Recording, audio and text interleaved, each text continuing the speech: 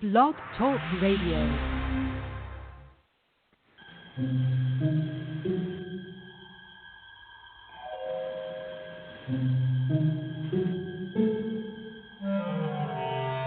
Archangels, ghosts, and Bigfoot, oh my. It's just another night for Supernatural Girls. Real stories, real answers to life's biggest supernatural mysteries. And now, for another exciting interview with paranormal experts from this world and others. Here's your host, paranormal researcher Patricia Baker, on the one, the only, Supernatural Girls.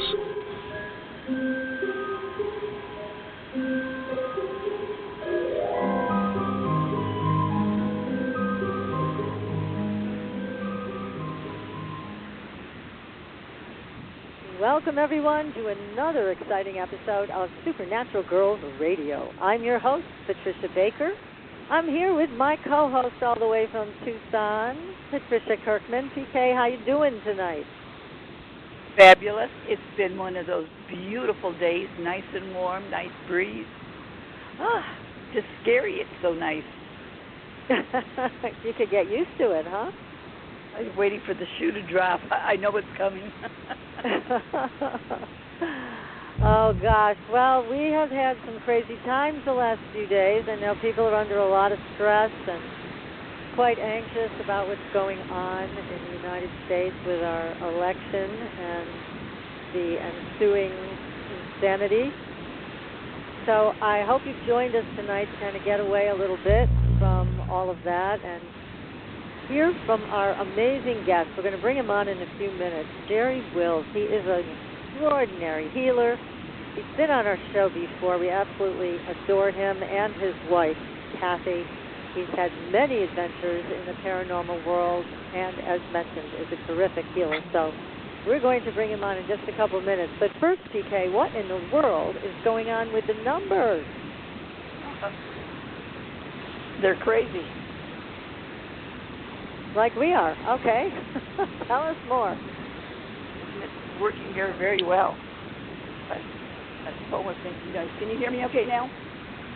No, we kind of lost you a little bit. You're backing out. Yeah. I don't know what all of a sudden is a problem with the phone lines. I wouldn't grab the other phone just to be on the safe side. I think it's okay now. That sounds all right? Speak up. There is a background, almost like a wind or something. I don't know where it's coming from. When I talk. I wonder if that means anything. Okay. You'll have to talk kind of loud so we can hear you. Okay. Oh, I've changed phones twice. Let's see if this will work now. Okay. Well, can you hear me okay now?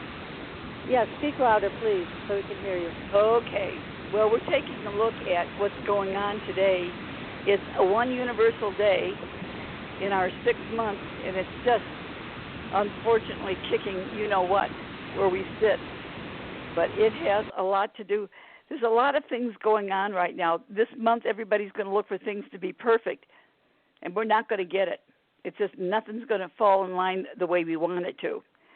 There's gaps in here that's going to have to be redone or reviewed.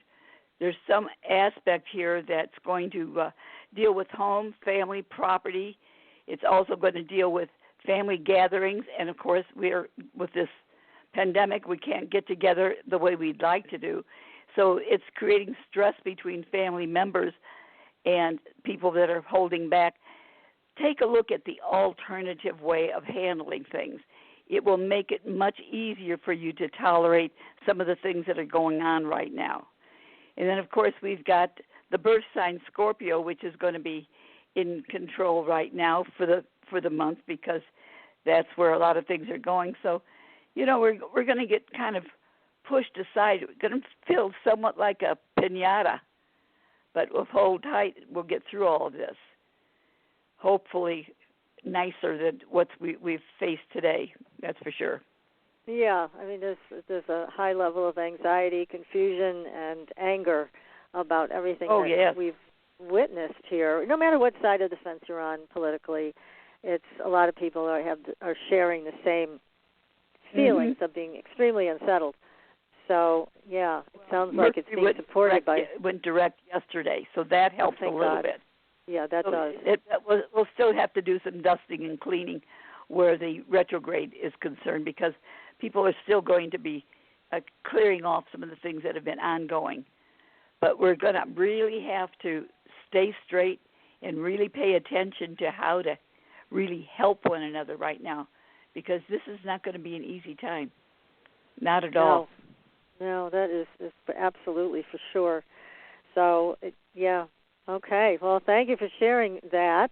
At least we have some good thoughts to add to it, to just stay grounded and stay on the straight and narrow here. Well, the most important thing right now is if we act within care and kindness of one another, we'll get through this month. Next month is when we're going to have to really take a different approach to what's going on. So learn whatever you can dealing with alternative ways of dealing with things. That will make your life a lot better right now.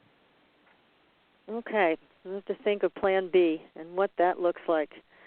So everybody, make sure you go to our Facebook page. We have incredible stories there this week.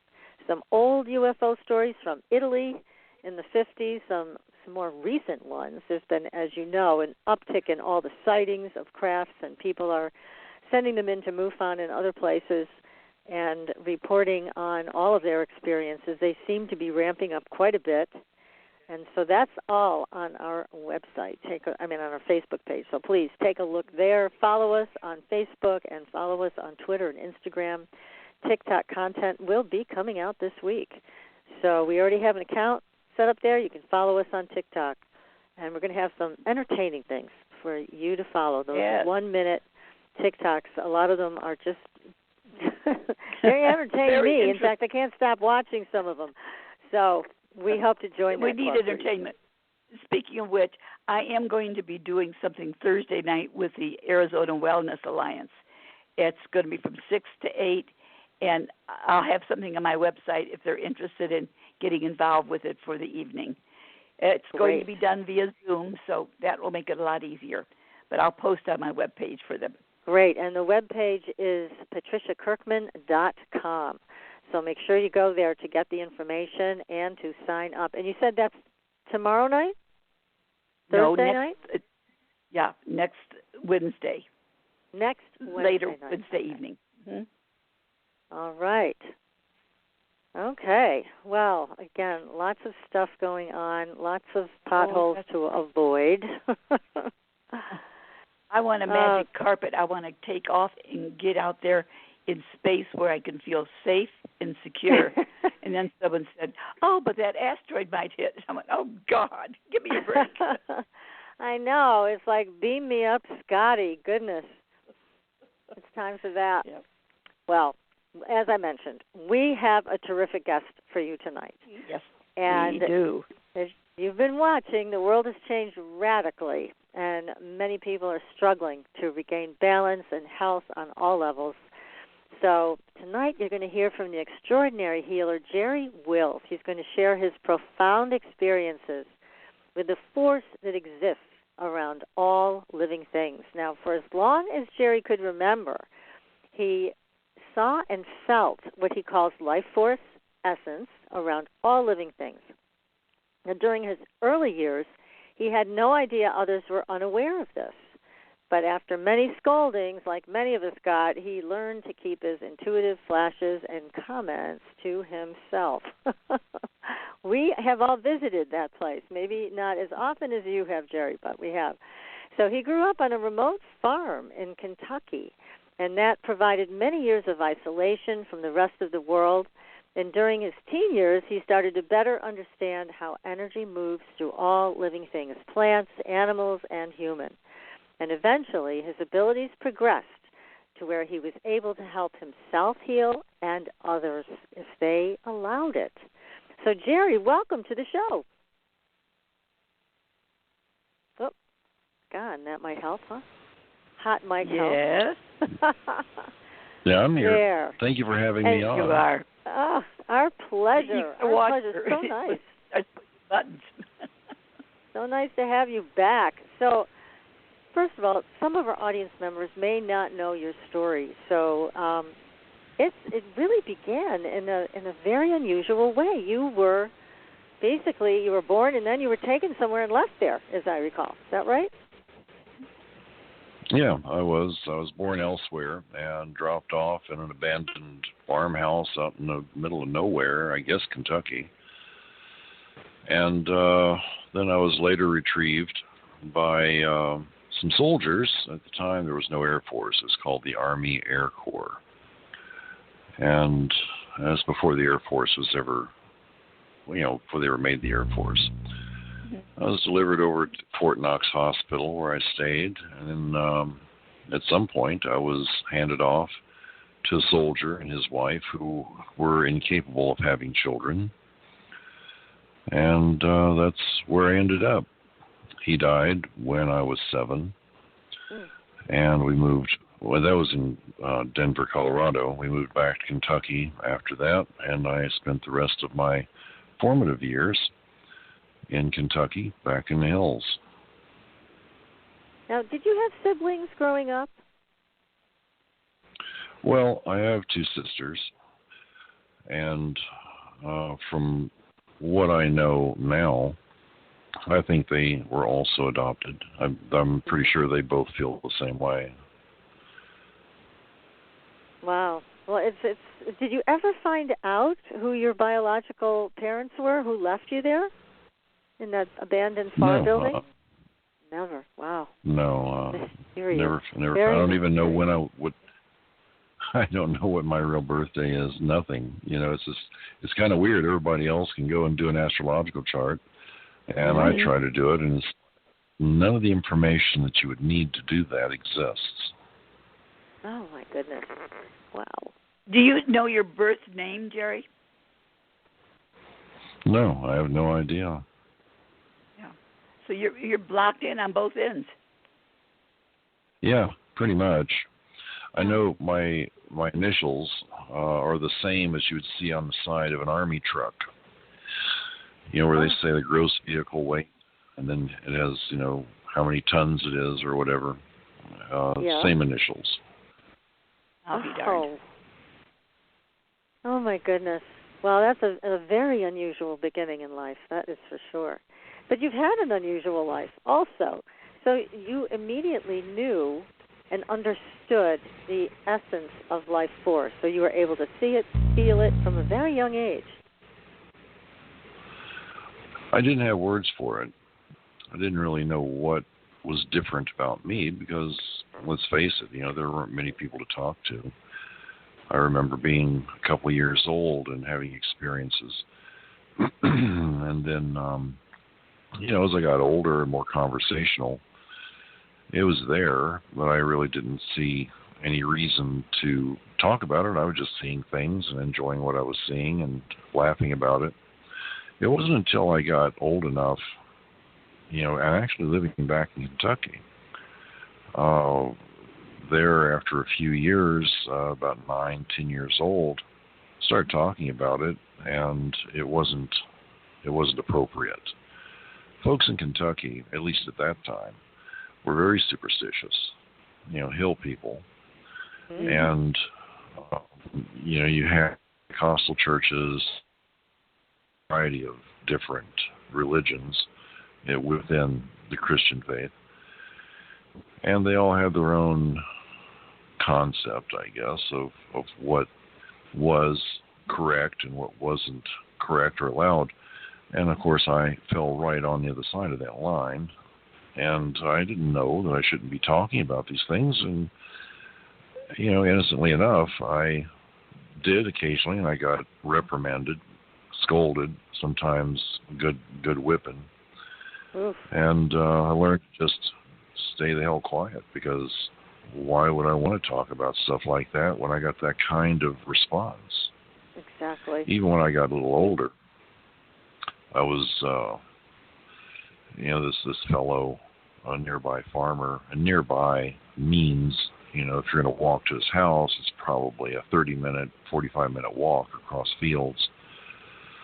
He had hopped off of this little Ford Cub tractor, and when he did, his galoshes with mud, he slipped and twisted his knee.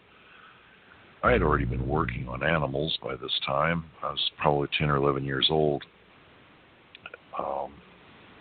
Let me think, how old was I? 14? No, 13. And anyway, he had twisted his knee really bad. It hurt. And so I just asked if I could take a look at it, put my hands on, saw the problem, and just did intuitively, not with any preconceived notion of how to do it. I just sent energy in, is what I call it now. But I just made it better in my innocent, childlike way at the time. That's what I called it. And afterwards, well, he was really quite startled and looked at me strangely and said, "What did you do, boy?"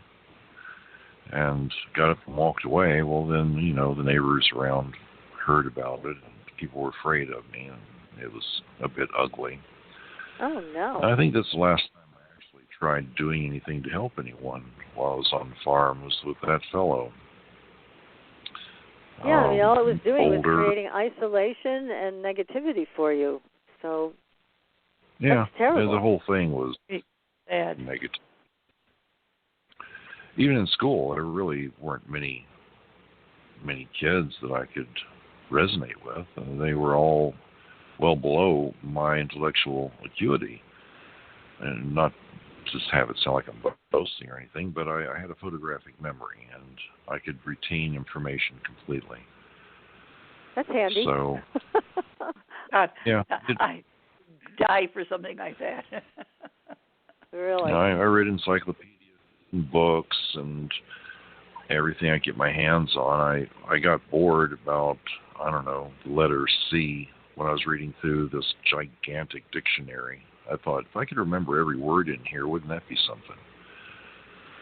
But by the time I got about halfway through C, I decided that was impractical.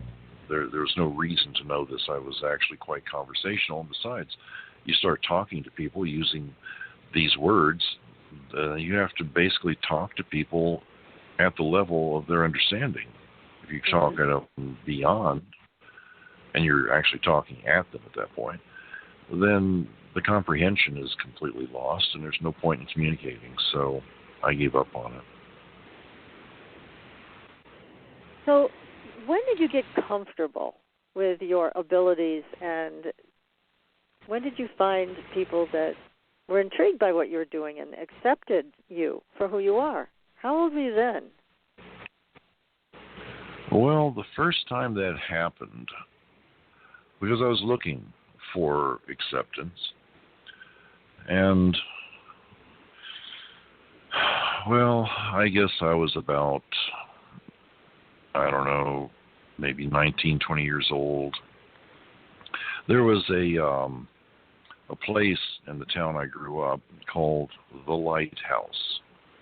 And it was basically a place where we might call them New Age Christians at this point, but they would meet up, and they had elements of the Pentecostal and elements of the, what was it? I think Presbyterian. Yeah, Presbyterian church. They, hands-on healing was a thing. Speaking in tongues was a thing. All the stuff from the Pentecostals was a thing, plus more. And I thought it was all pretty goofy, but I went. I saw that my cousin, who was a drug addict, had found some peace, and she invited me over, so I went. And, of course, the first night there, these folks are all praying over this poor soul who had a broken leg and a cast.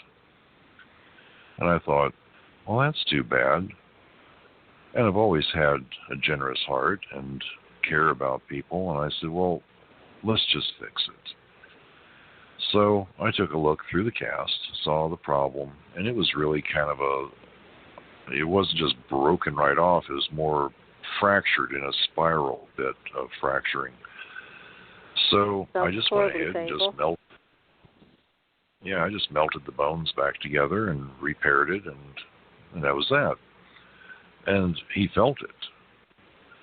And he was gasping, and of course everybody else sitting around and praying and saying in Jesus' name and thank you, God, and all this. And I figured, well, that's what they do. That's good.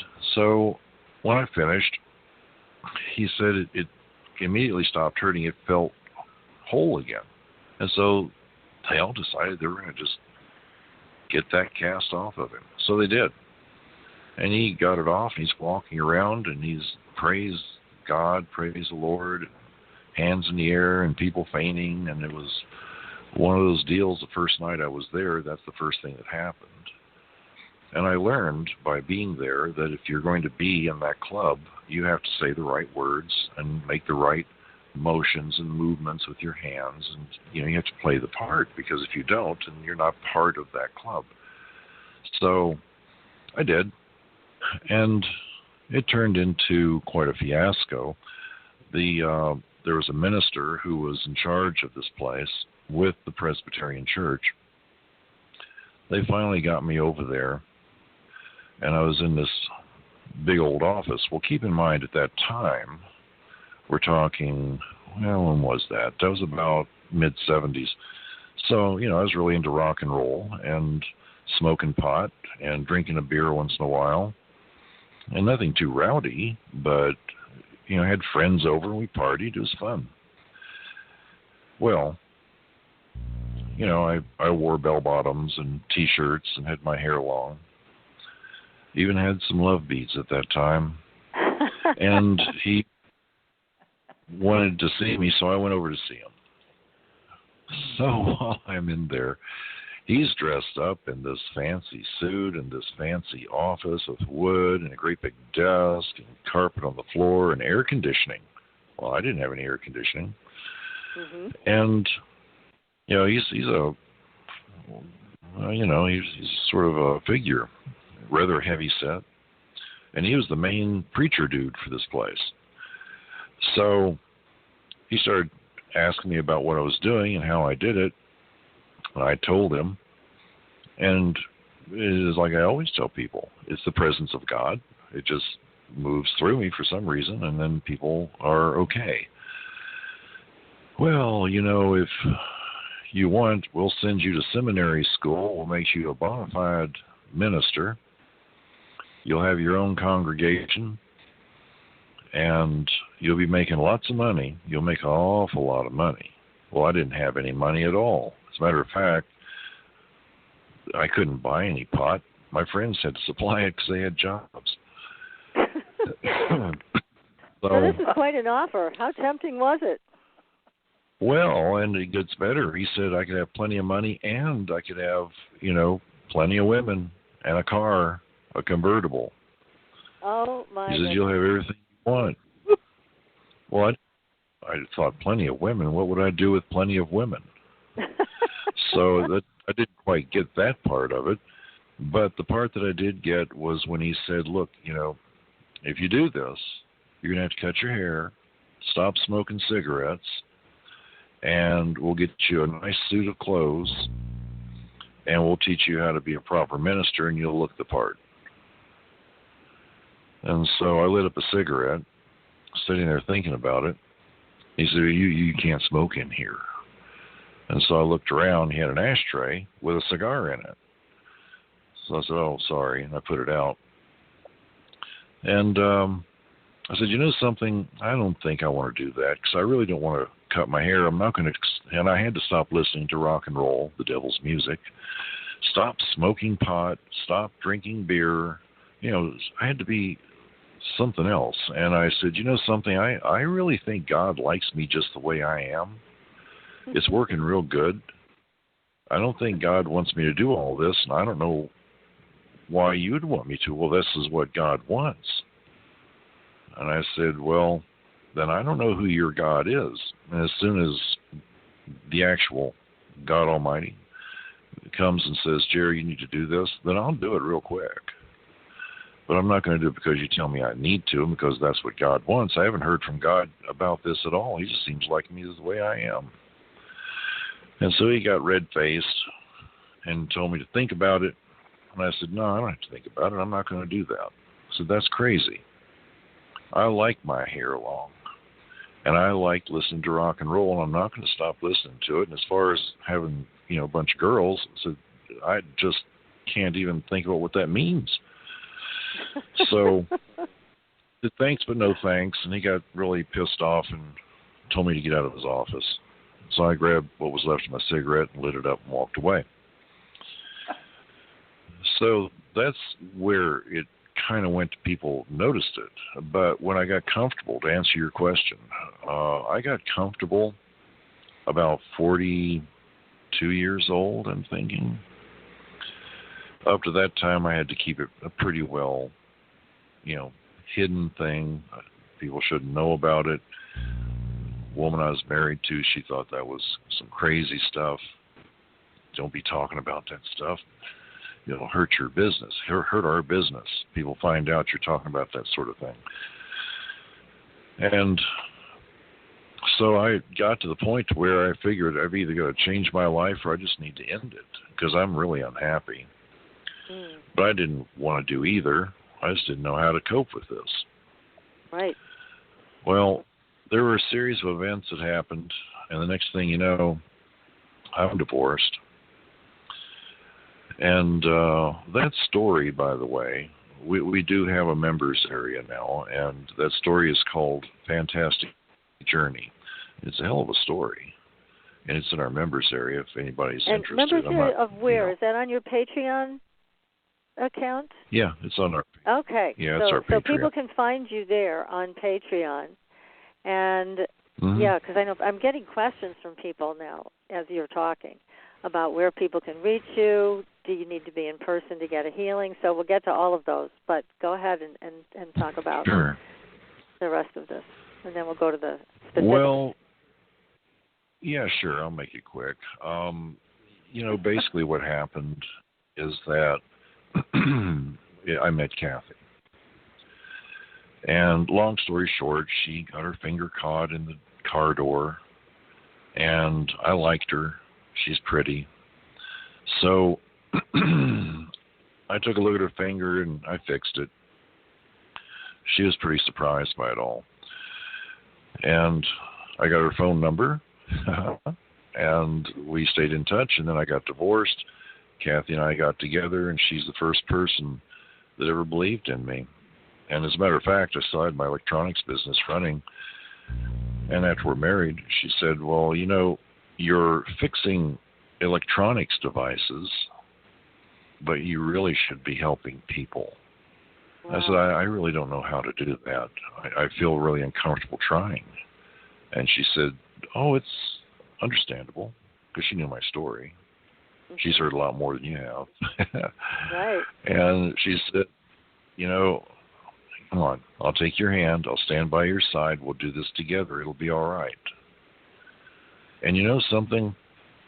As a result of her doing that, I did go forward, and I was helping people. And there are probably thousands and thousands of people now that I've worked with that have been helped. God only knows what would have happened if I hadn't stepped in and helped them.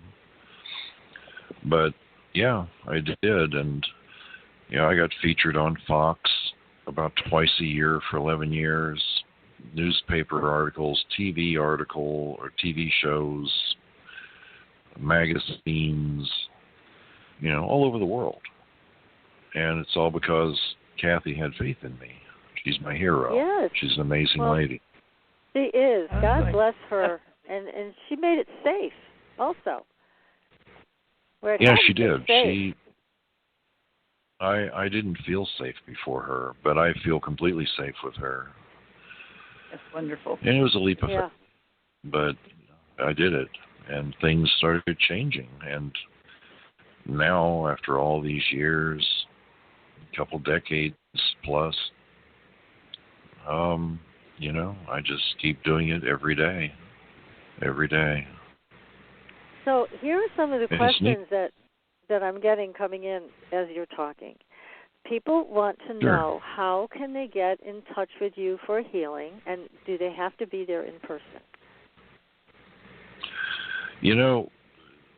First answer is jerrywills.com. Just that simple. Just my name.com. That's where you go to, and if you want to schedule a session, you just take a look up there at the top. I think it says schedule your session. And you just go through that. As far as do you have to be in person? No, because, it's grown since I started, over 20 some odd years ago. There are people now all over the world that I work with, and I really like seeing people in person, it's great, but it's just impractical. There are so many people in the world. So now, it's over the phone, but it didn't make any difference. I mean, as far as what happens, geez, I worked on dogs and cats and animals and men and women and horses, and the way this works, when I go into that place, whether you're in person or over the phone, I go into this place where there's no time and there's no distance. And I'm right there with you. I look around, see what I can see, find the things I can find, try to fix them. And it doesn't work for everybody. It just doesn't. Some people I wasn't meant to help because of whatever reason. But by and large, quite a number have been helped, both in person and by, this remote thing. And I go about fixing it. And when you work with people, and obviously you work with thousands and thousands of people, and you must come across the same diseases at times, like Alzheimer's. That's a big deal, and a lot of people have it. And I'm wondering if when you work with a number of people who have the same condition, do you find similarities, not just physically, obviously, when you're looking to work with them and help them heal, but do you find an overall pattern that you can start to identify? Yeah, I do. I see several patterns. There's it's kind of funny when you go to the doctor, and it's like, doctor, well, let's just take something real common. I mean, women, you ladies would identify with this maybe in some capacity. They'll say, doctor, I'm not feeling right. I'm having hot flashes and night sweats, and I think menopause is happening, and doctor will check you over and maybe do a blood test. Go, yep, you're right, that's what it is. Nothing to worry about. Let's just keep an eye on it, and if you need something, let me know. Something to help you sleep, because of course you can't sleep. Something to, if you have some aches and pains, we'll figure it out. Well, I'm just depressed all the time, doctor. I just feel depressed and just wore out all the time. Well, we'll get you some of these medications here. They'll prop you up. I get a lot of this. And, it happens for men too, by the way.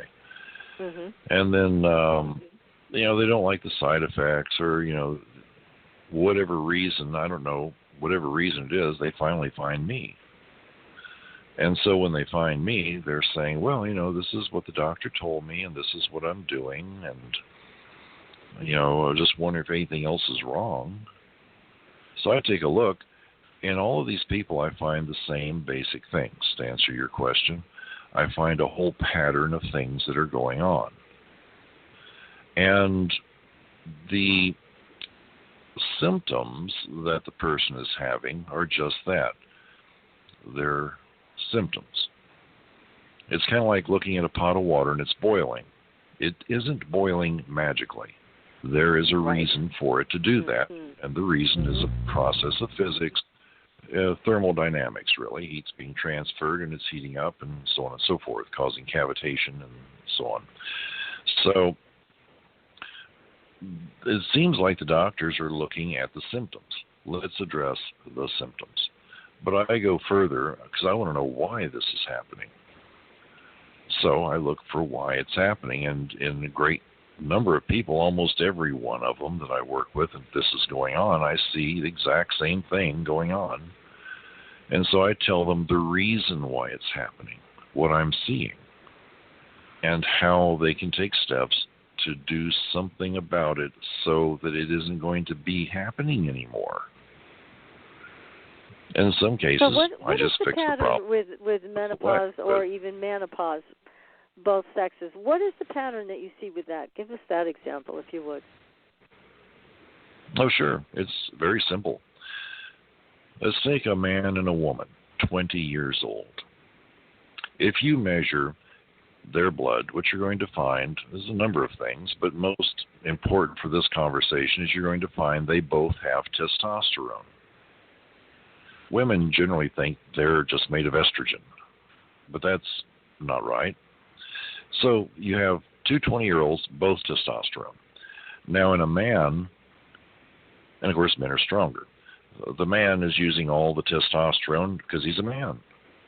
But a woman is a being of creation, very special in all the universe. And a woman will take 90% of that testosterone and convert it into estrogen and all the estrogen products, progesterone, and so on. So it leaves a woman with 10% testosterone and 90% estrogen. Mm-hmm. That 10% testosterone is important because that maintains muscles. It maintains skin and hair and nails and connective tissue. It maintains the mucous membranes in the body. And it also maintains the brain.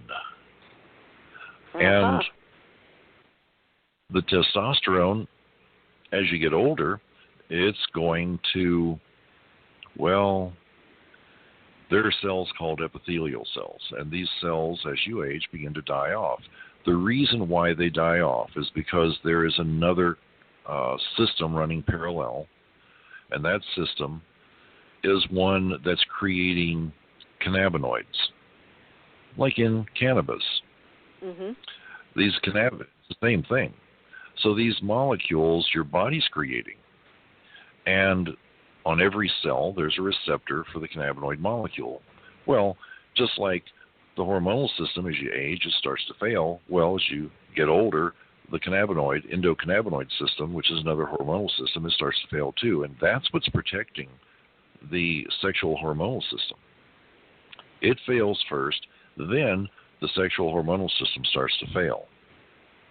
When it gets to a point to where menopause has started, the reason why menopause occurs at all is going to be because each woman has a threshold that's unique to her, where she has a given level of testosterone. Yours, Kathy's, the gal down the street, somebody in India, they're all different. Mm-hmm. It's all testosterone, of course, but it's all different levels because it's unique to that woman. Right. But there is a threshold. And when you drop below that threshold, menopause begins. It's completely driven by a lack of testosterone. Now, as you move into this, what happens is that the endocrine system, the adrenals, basically, is where I'm going next, they are going to be releasing because now your body's under stress. And, of course, if you have stress, it would drive this even harder, as you'll see when I illustrate why. But the adrenal system's pumping out little bits and pieces of cortisol. Cortisol is a vasoconstrictor. It's a hormone. It's not really good for your body. Some people call it the death hormone, but it's just a stress hormone, that's all. It coexists with adrenaline. Adrenaline goes away quickly, cortisol not so much so. Right. When it gets into your bloodstream, the first place it's going to reach and touch is the hippocampus, which regulates the pituitary and pineal gland. Now, these two glands are producing oxytocin. Oxytocin is your center of peace, and it's also the very foundation for all human sexuality. Oxytocin is that important, and there is no sexuality without it, period. There's actually aberrant behavior as far as being a recluse and completely antisocial without oxytocin. A good example of that would be kids with Down syndrome. Put them on oxytocin, they settle down, and they're actually quite nice. Well, anyway, the cortisol interferes with the production of oxytocin. It doesn't make it just go away, but it regulates it down. So you lose your sex drive quite rapidly. Then in your bloodstream, all this is happening quite fast. It goes from there, it goes to your liver. When it goes to your liver, well, it's not good for you. So your liver is going to combine it with other molecules, and it's going to create an enzyme called aromatase, which goes back into your bloodstream right away. When this happens, aromatase is going to find the testosterone, it's going to bind to it, and it's going to create more estrogen. And it begins throwing your body out of balance. It does this in men as well. And when it starts going in that direction, the first thing women notice with all of this is probably going to be vaginal dryness. Mm-hmm. That's the first thing. The second thing is going to be they're going to notice they're putting on weight and they can't get rid of it. Well, it's because your body is going to create fat cells and shove in the estrogen to protect you from the excess estrogen, because excess estrogen is an inflammatory. So you gain weight. And even if you try to starve yourself, you're creating more stress, you're going to put on more weight right. because you don't have the testosterone. You're talking about cortisol, which I know something about. And it also keeps people up at night, because then what I've noticed is people complain that they can't sleep through the night. And because their cortisol has basically gone upside down. I mean, there's a lot of endocrine disruption. And that's what I'm hearing you describe. And that's, we've come to believe, if we've been brainwashed enough, that this is normal. But it isn't. And so when you go to work with men and women who have this type of endocrine disruption, what do you find? Does it take a few sessions to heal this? I know everybody's different, but what's your average with this? I don't heal this. I find it and I point them in a direction where they can get help. You see, part of what I do, and I learned a long time ago that I can't fix everything, but I can know a lot, things that other people wouldn't know. I used to call it top shelf items, things you never knew existed till you actually got up there and looked. Well, with this situation, I can't magically make the epithelial cells come back. So they're never going to come back. They're just gone. Your body's lost them, period. It's like losing a finger. I'm not going to grow your finger back either. Well, once this is gone, you have to do something. A lot of people take vitamins. They'll take supplements, stuff like this. Well, this is no different than that. So what you do, and if you folks are interested, who are listening, you can save yourself a session with me if you've got this stuff going on. Spend your money. Go over to sotopellitherapy.com. It's spelled SOTTO, P as in Paul, ELLE, therapy.com. Find a doctor near you. Don't go to anybody else. Go to them. They have the magic bullet. They saved Kathy's life, and they can help you with yours too. But this is where I point people to, because this is the only therapy on earth that actually works, and it works 100% of the time with no side effects. Now, this is the little pill they put under the skin, or something like that? Is that what that is? Yeah, it is. It's they put these little pellets. For women, it's 2 or 3. It's no big deal. For men, I've been doing this for 11, 12 years now, and I get quite a few. I have a handful. But what it does is it will turn you back to 35 years old and hold you there as long as you're doing it. Well, my you just stop aging. PK, we got to get some of this stuff. I'll have to take a lot to get back that far. Well, it takes about a year and a half, 2 years to really go back into balance, but you'll feel fantastic once you do it. That's great, Jerry. What a wonderful remedy. And there's no side effects from this. None. Not at all. The only side effect is you might wear your out because you'll be going so much and so hard. That's what happens to Kathy and I. You know, we feel good, and so we just, why stop? Let's just keep going. Right. Wow, that's wonderful. Jerry, what a great remedy. At this stage, what about people that are going through memory loss, or they get the stages of Alzheimer's? They get that feeling that they don't remember words when they're in the middle of a sentence, and all of a sudden they're starting to feel awkward because they're not remembering things the way they should. What would you recommend for them to do? A couple of things. First off, understand why it happens. The frontal lobes of your brain, this is where your memory, short and long term, exist, your emotions, how you look at the world and see it and interpret it and move with it. Everything that is part of your cognizant mind that you're looking out at the world, whether it's remembering, talking, any of that, it all happens in the frontal lobes of your brain. That area is completely smothered with testosterone receptors. When you don't have enough testosterone, that isn't going to work very well. You can have anxiety, memory loss. I've worked with quite a few women that they said they were in the beginning stages of Alzheimer's because of exactly what you were saying. They were antisocial, they were depressed, they couldn't remember things worth a darn, and you know, they were not the people they once were.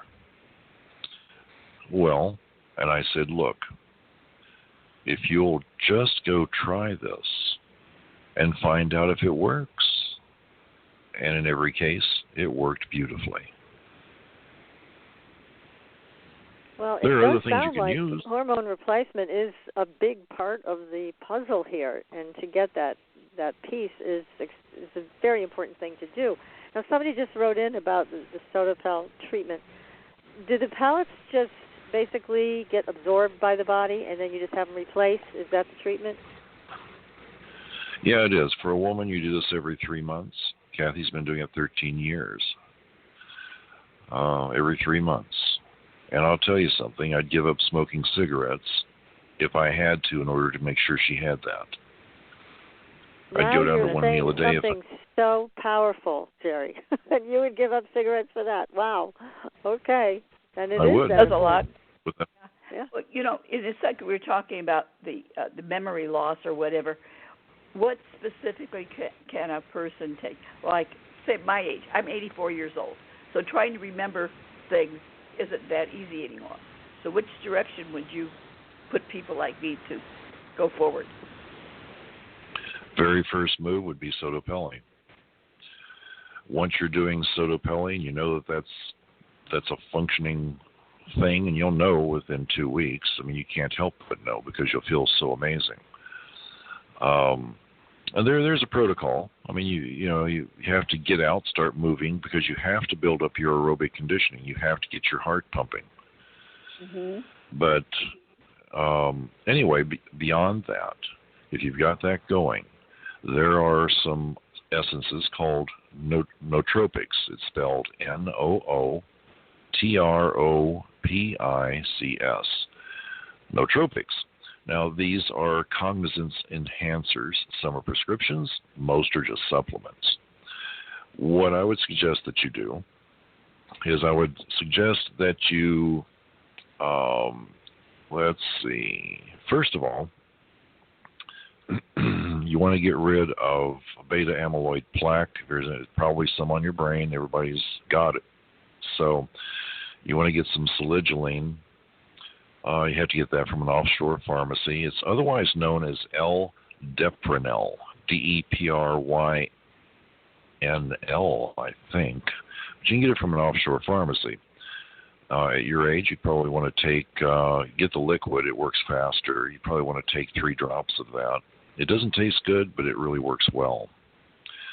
The other thing that you'd want to do is you'd want to get something called citicoline. This is a dopamine enhancer, and it works really wonderfully. It's spelled Citicoline.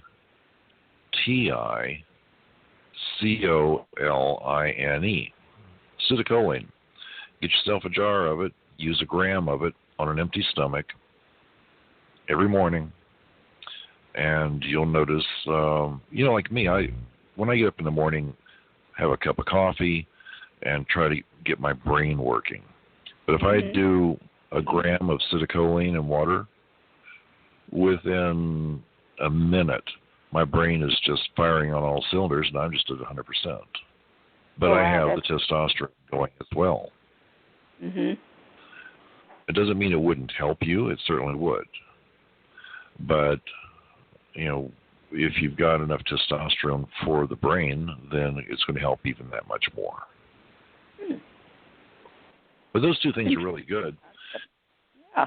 There are they sound over like 300 they nootropics. also. Yes, they do. As a matter of fact, citicoline and L-deprenyl together, nice combination. Oh, that sounds excellent. Well, thank you for that, Jerry. Those are wonderful tips. And I know there are some offshore pharmacies that sell those, and they're not that difficult to buy. No, they're not hard to get. We order it all the time. In older dogs, how older dogs are kind of like, lackadaisical. They seem to get like dementia, really. I mean, they just sort of fade out, right? Yeah. And it's a sad when you see this happening to your pet. It's like, I don't know what to do. I mean, my dog is just, really gone downhill. Well, it's because of beta amyloid plaque. You have alpha and beta amyloids, and beta amyloid plaques is apparently the most destructive to the brain. It builds up in the brain until it basically covers those dopamine receptor points, then you just can't think worth a damn. Well, if you go to your veterinarian and say, hey, my dog needs some saligeline, then the veterinarian go, oh, you know about that. Okay, let's get your dog some saligeline. And the dog will get some of this, and next thing you know, the dog's running around like a puppy because it gets rid of the beta amyloid plaque on the dog's brain permanently. It doesn't mean it won't come back because you're constantly creating beta amyloids. But what's there is just poof. It just makes it go away. Well, the same thing happens in a human's brain. And that's why L-deprenyl is so important. It really, really does a great job at just keeping your brain healthy. And then you start putting in like citicoline, which is a dopamine enhancer. It just makes more dopamine, basically. And for cognitive thought, walking, talking, breathing, looking around human being, dopamine is what you have to have in order for you to be able to do any of that stuff. So using citicoline just puts in a little bit extra. It only works if you do it on an empty stomach, but it doesn't taste bad. So you have to absorb it into the liver. If you have food in there, it's not going to work with a damn. Yeah, exactly. Well, Jerry, let me ask you another question because this has been bothering me. This disease took both my dogs from me this year. There is an incredible rise in cases of Cushing's disease and Addison's disease, which are both cortisol problems, one too little, one too much. This disease is on the rise exponentially with dogs and especially horses. Now, there's got to be a reason why all of a sudden we're seeing all of these cases. And my thought is it may be connected to Lyme exposure or any of the cofactors to do with Lyme. And I'm wondering if you have had any experience with that.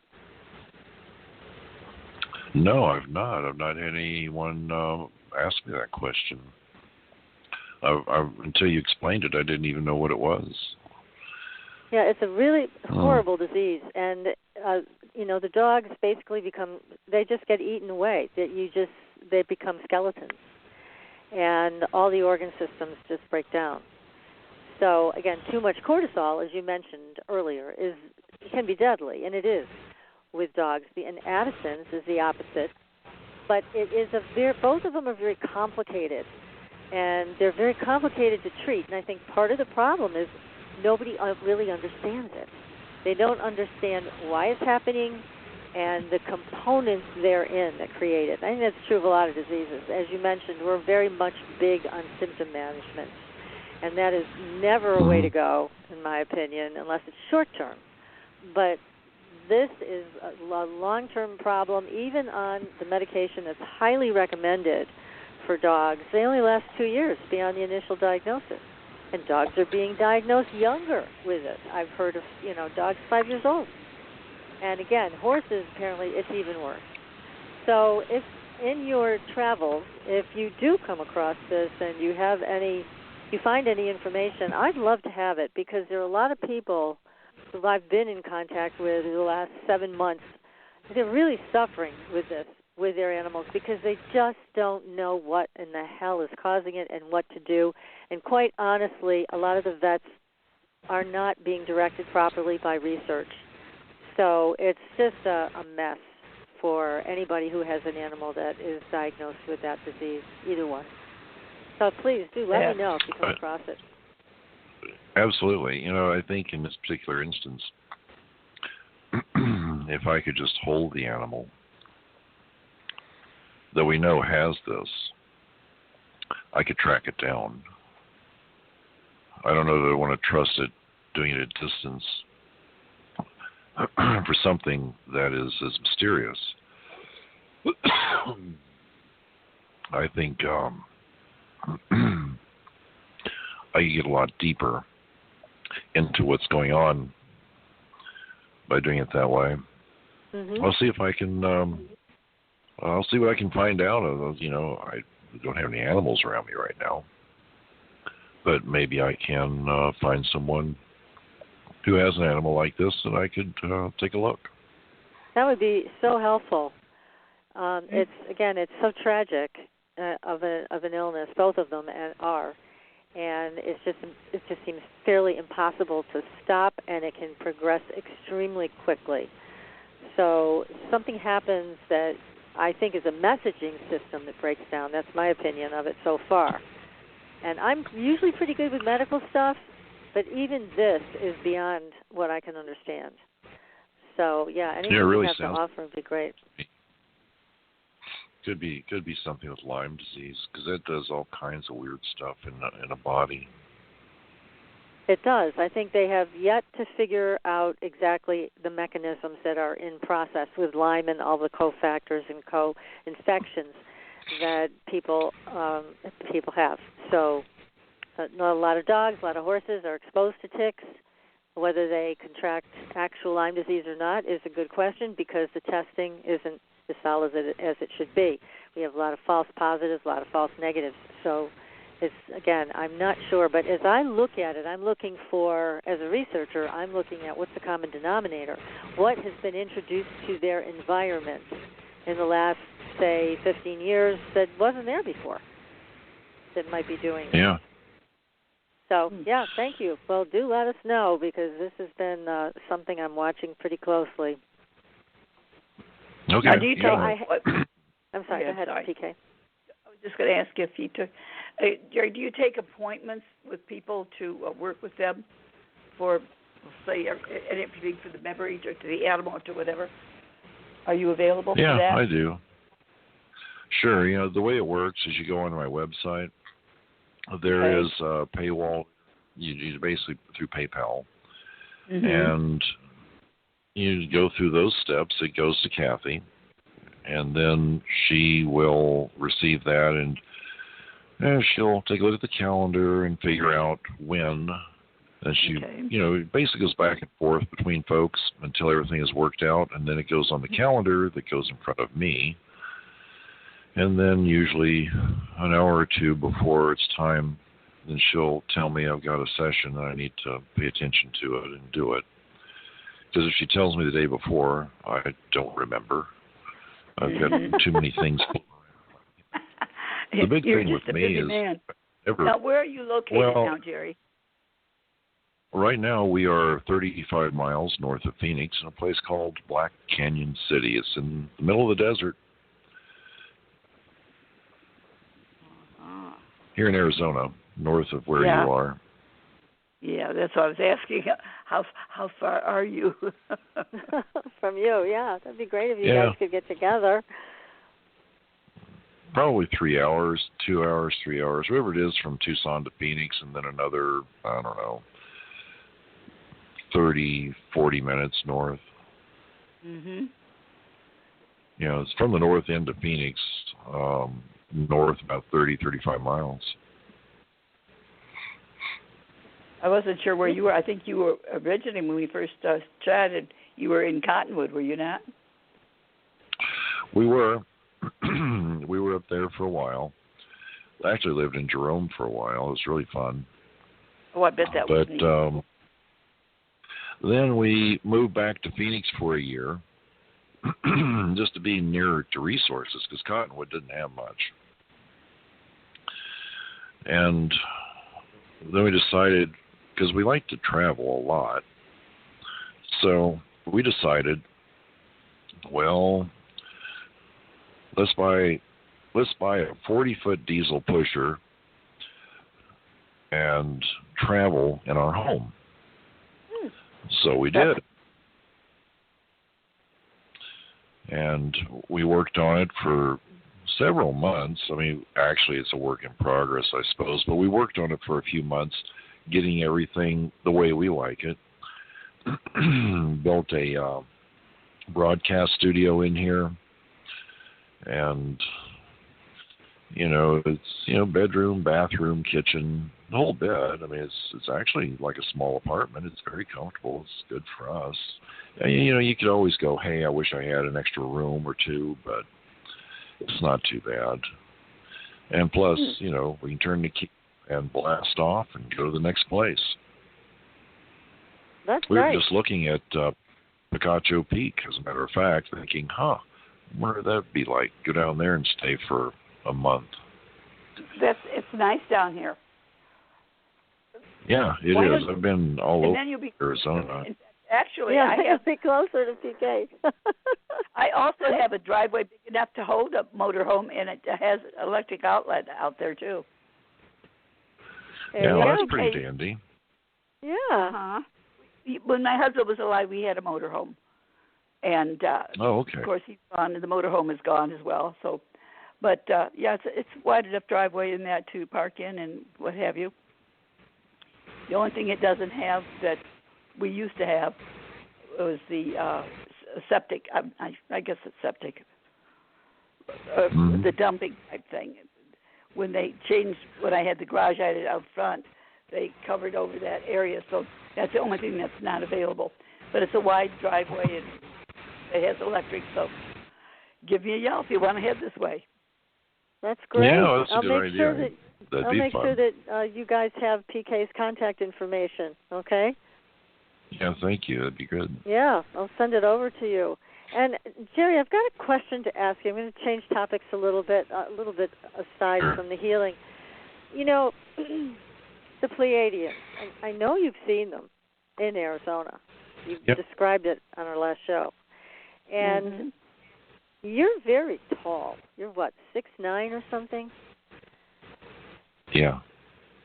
You're a tall guy. And the Pleiadians are known for their height and their blonde hair. And have you ever considered that you were from them, given your early beginnings of being dropped off somewhere, and that the fact that you were even found is miraculous? Well, I think that the powers that be were probably made aware that they needed to show up and, pick me up. But as far as, where I'm from, it's always been a question in my mind. And could be, but... You really feel that way to us. I mean, I know, PK, probably you feel the same way, but there's something so different about you, so special about you. And, yeah, it's true, everybody's special, but there is something otherworldly about you. And so I just wondered if you've ever had thoughts about that or dreams about that, or when you have seen the Pleiadians. Because I remember you described some that you saw, like, going up the mountain, and they were so fast. You said you couldn't believe they had already made it to the top of the mountain in such a short period of time. Mm-hmm. They have amazing ability physically. Yeah. That was Rich down in Peru. He that was said he was a Pleiadian. I kind of laughed at him because I thought it was silly. Everybody's a Pleiadian. No, but you're the first person that I've met that I think may be. There's just something about you. You're different, and yet you are very down to earth, and you're very, very much a human being with a big heart. So I don't know. Just seemed like it was a good fit, and maybe there's a part of you that's like that comes from that, I should say. Well, it could be. It could be. Because you also, now I have to mention this, and I don't know if we have time to go into the whole story, but maybe you can abbreviate it, because it's the most amazing story I've ever heard in my life. It's the most amazing story from anybody on the show at any time whatsoever that PK and I have ever heard. And that's how you scared your poor wife, Kathy, half to death after you just married her in Peru. When you passed through that stone doorway and left your new wife standing there on the other side. Can you tell us about that? Sure, I'll tell you a bit about it. I'd been told about this place by this old fellow. Well, I don't know how old he was, but he looked old. Anyway, he was Aymara shaman. Aymara live around Lake Titicaca. They're a different breed of people, really. And, not like the mountain shaman or the jungle shaman. These folks they're just different, as I guess the area would, dictate. Anyway, he told me about this after I became friends with him. And remember I mentioned something about Fantastic Journey? Well, when I met him, it's described in Fantastic Journey because he's responsible for me meeting Kathy. So, anyway, he told me about this place, and so I went to southern Peru, off the shores of Lake Titicaca, went to this place. Nobody knew about it. I mean, not nobody knew, but I mean, the locals knew about it, but you didn't hear anything about it anywhere. Like now, people, hell, there have been film crews out there. But at the time, it was in the middle of nowhere on a lonely road, and you walk and walk, and you get to this place, and it's very, very unique and unusual. So he told me, after knowing him for a while, he told me that this was a portal, and that he'd seen the ancients going in and out of this portal. He'd watched them as a child, and he listened to what they were saying to cause it to open up. And what they were saying was singing a song. And he sang the song for me. And I asked him, did you ever try it? And he says, no, he was really afraid to try it because, well, what if they decided they didn't like it, that he was doing this? Everybody was very afraid of this place.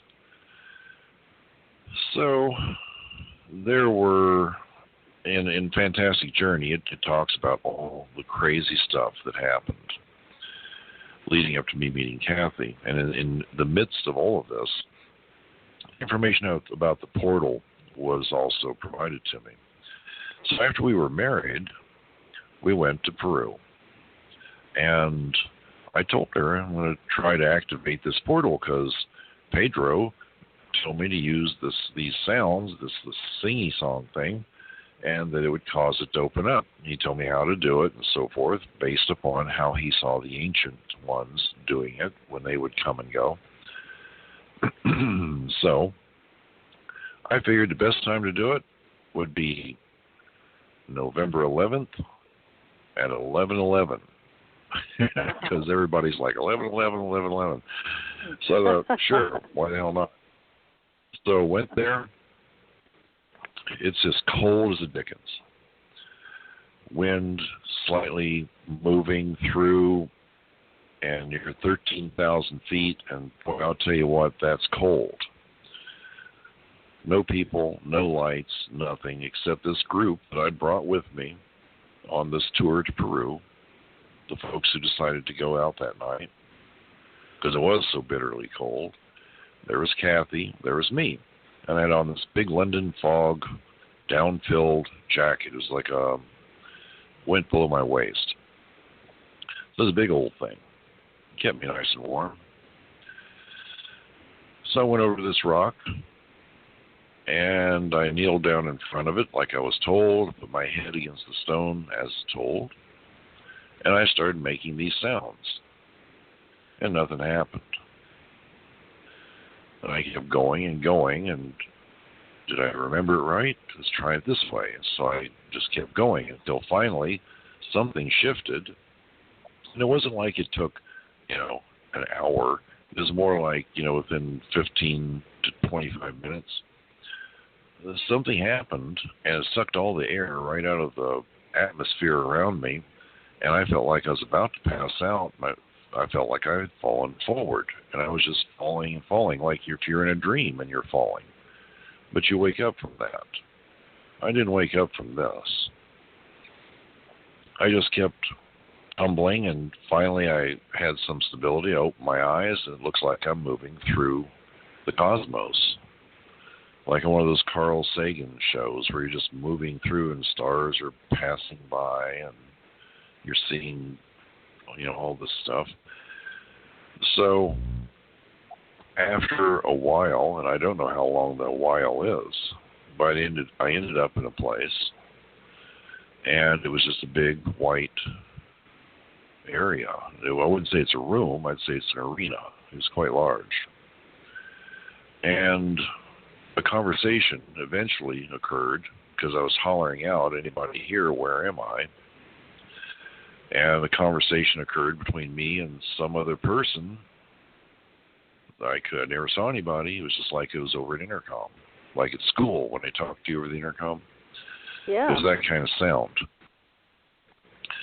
And so we're having this conversation, and after, I don't know how long again, but it seemed like quite a long time, I suddenly realized I'm really in this place. Well, where the hell am I? And I've got to get back. Kathy's waiting for me. Yes. And so I told the guy about this, and I said, I don't even know how long I've been gone. And he says, "It's all right. Don't worry about it. Time here and where you're from are different. You don't worry. It'll be all right." And so he gave me instructions, and I ended up moving through space again. And the next thing you know, I'm in this antechamber, looking out through this doorway, seeing Kathy out there, and a couple other people, and Lake Titicaca and the stars, but I can't get through. It's an invisible barrier. So that freaked me out big time.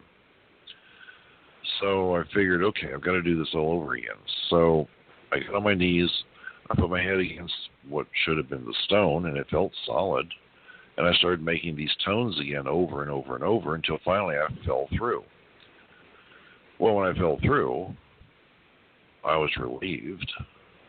And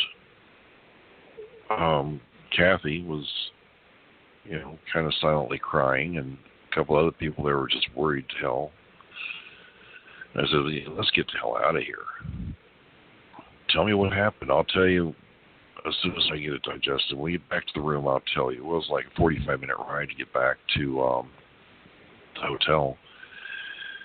And I was just sitting there thinking about what had just happened. It was the craziest thing on earth.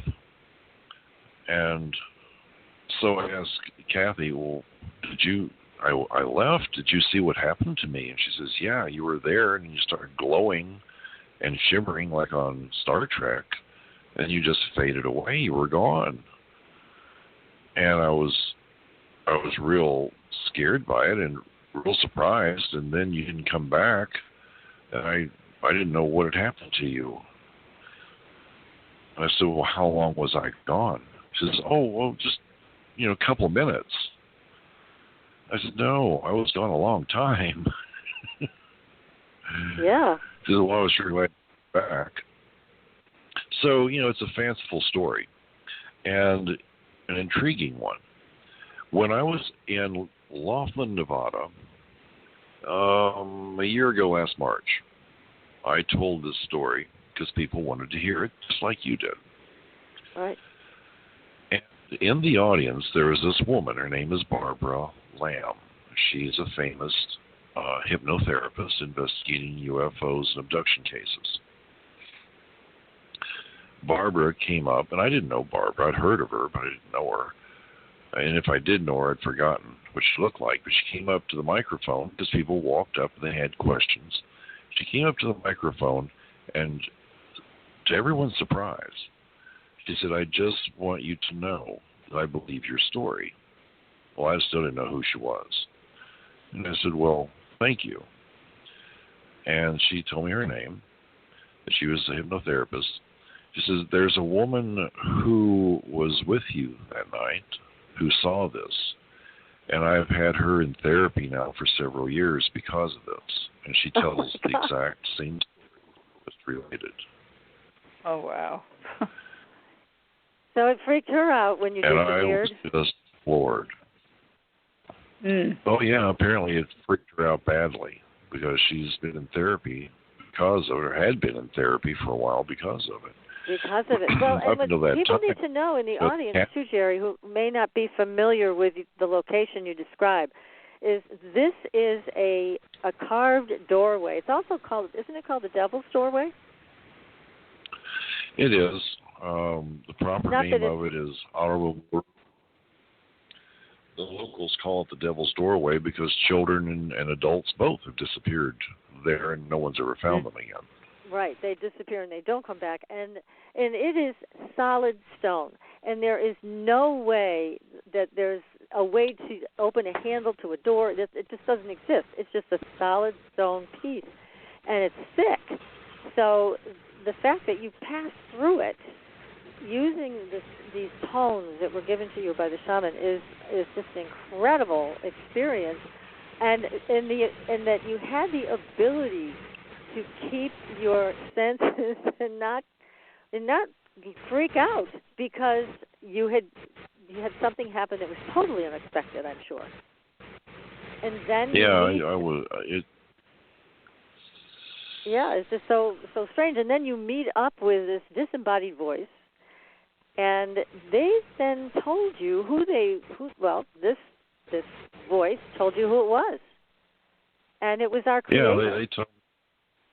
Yeah, and how it was constructed, why it was made, that there were others. You could navigate from one to the other if you knew how, and so on. It doesn't just move through space, it also moves through time.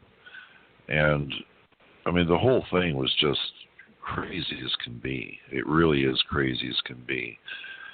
And I'm really thankful that there were other people there, and finally somebody, besides Kathy, stepped up and said, yeah, this really happened. Because, it's one thing for me to talk about, it'd be crazy as hell to listen to. Kathy, she's very realistic. If she says it's real and true, then, of course, you should believe her, but you don't really have a reason to because you don't know her. But now a third person stepped up and said, that she's been working with this woman, had her in therapy for a number of years because of what she saw. And that actually puts a little bit more validation to it, I think. It certainly did. Now, I mean, this happened a bit of time ago, right? A few years ago or more? I think it was like 1998. Yeah, a while ago. So would you ever go back and try it again? I did go back. I went back with a team of several guys who said they were willing, no matter what happened. They had to sign a release if they disappeared. I'm not being held liable. And I told them what I did. Mm-hmm. And, of course, it's the middle of the night, so you can't really videotape anything. But we did video as best we could. And that's also in the members area. It's called the Stargate of Armamuru. And it's like I said, it's in the members area. I think you have to be, I don't know, maybe a $10 member to get access to all the old expeditions, TV archives, because that's what it was, is one of those old archives. But you can see, I mean, in the video very clearly, one of the real telling things about it is in the video I start making a couple of references to the tones, and I thought the camera was malfunctioned, was really screwed up, and I had a lot of videotaping to do this particular journey to Peru. So when I took a look at the footage, the color shifted very, very weirdly. It's like you shift the hue where it goes from like yellow to blue or something like that. The hue, there's a wave that shifts through there. And you can see it. I caught it on camera. And did anybody go through it like you did? They didn't quite make it through. They were like popped in and popped back out again. Okay. It was quite disordered. No. And why I did, I have no idea. Of course, my intention was to go to the Creator. And, of course, I'm thinking God, and in this particular case, it was actually these people who created it. So yeah, I wasn't really prepared for that. And you were explaining last time you were on the show that these creators were trying to figure out where they sat in the universe and ended up creating our universe kind of as a mistake. It wasn't really on purpose. Yeah, that's true. You know, because the way they were describing it, you know, in a nutshell, is that they had discovered it's the cosmos is like the layers on an onion, multiple dimensions. And when they discovered this, then they tried to recreate it in their laboratory facility, which must have been quite large, in order to study it and understand more about themselves.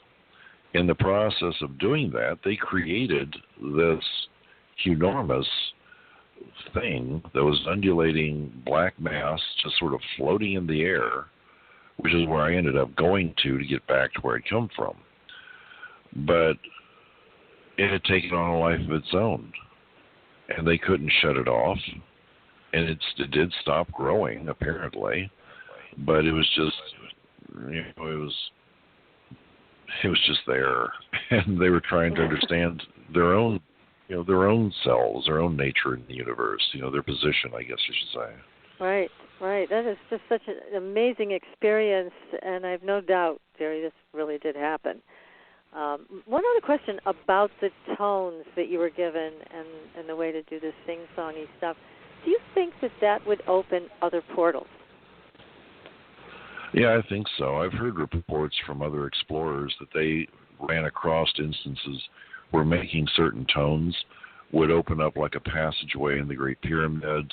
Someone else said it opened something else. I forgot where that was.